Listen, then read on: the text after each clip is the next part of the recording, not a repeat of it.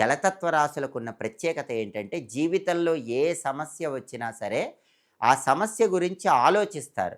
ఆ సమస్యకు పరిష్కార మార్గం కోసం ఎన్ని రోజులైనా సహనంతో ఎదురు చూస్తారు. సమయం చూసి సరైన విధంగా అడుగులు వేయగలుగుతారు. శత్రువుల మీద కూడా సమయం చూసి, అవకాశం చూసి దెబ్బ కొట్టేటటువంటి లక్షణం జలతత్వ రాశుల వాళ్ళకి ఎక్కువగా ఉంటుంది.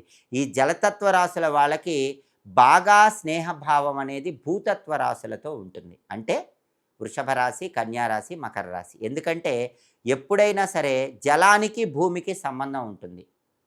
భూమిలో జలం పోస్తే భూమి అభివృద్ధి చెందుతూ ఉంటుంది. కాబట్టి జలానికి, భూమికి సంబంధం ఉంటుంది.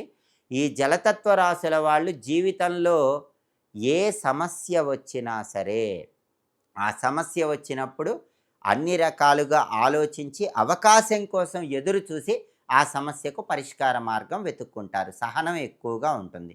జలతత్వ రాశుల వాళ్ళు జీవితంలో అద్భుతమైన స్థితికి చేరాలంటే ప్రతిరోజు కూడా శివపంచాక్షరి స్తోత్రాన్ని చదువుకుంటే చాలా మంచిది. నమశివాయ అనే మంత్రాన్ని ప్రతిరోజు వీలైనన్ని సార్లు పఠించండి. శివానుగ్రహం ఉంటే జలతత్వ రాశుల వాళ్ళకి తిరుగులేదు. అందుకే ప్రతి సోమవారము కూడా ప్రదోష కాలంలో శివాలయంలో ప్రదక్షిణలు చేయండి. మాస శివరాత్రి శివుడికి అభిషేకం చేసుకోండి. ఇలా పంచాక్షరి మంత్రం చదువుకోవటం, శివపంచాక్షరి స్తోత్రం చదువుకోవటం, శివారాధన చేయటం ద్వారా జలతత్వ రాశుల వాళ్ళు జీవితంలో అత్యుత్తమ స్థాయికి చేరవచ్చు. ఇంకా ఇలాంటి ఆసక్తికరమైన విశేషాంశాలు తెలుసుకోవాలనుకుంటే ఆధాన ఆధ్యాత్మిక ఛానల్ని తప్పకుండా సబ్స్క్రైబ్ చేసుకోండి.